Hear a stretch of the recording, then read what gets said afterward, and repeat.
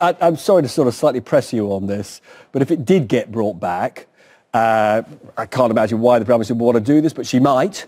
If it did get brought back and the DUP voted against, you would vote with the DUP? I've said I will support the DUP if the deal is brought back and they are still opposing it. And can you see, I mean, in your discussions with the DUP, anything that might bring them on board? It's a very difficult question to answer because the text of the withdrawal agreement sets up a potential mechanism that would allow for Northern Ireland to have different regulations from Great Britain.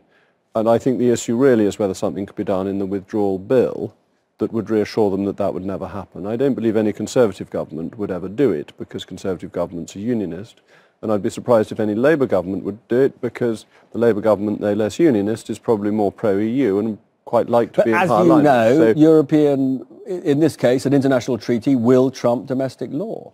But only if you want to use the facility to have different rules in Great Britain from Northern Ireland. That is a voluntary choice for the United Kingdom. Yes, it is. So the United Kingdom could decide to continue to have the same laws in Northern Ireland. And if that were put in statute, that might but it plainly does, given that has been offered to the DUP, it doesn't satisfy. I'm not sure that it has, and I'm not sure that it has been in a form that is sufficiently robust.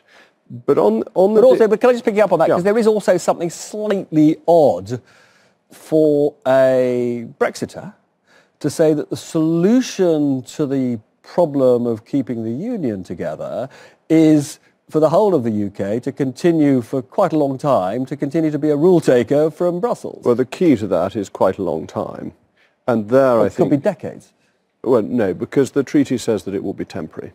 And then... You're now believing what that temporary... I mean, you know, I think you were the person who said to me that income tax was supposed to be temporary. Indeed, income tax was supposed to be temporary. I still look forward to the day when the government delivers on that promise of the late Mr. Gladstone. But this is a question of political leadership. Actually, once we've left the European Union, how long the backstop lasts is going to be a political rather than a primarily legal issue.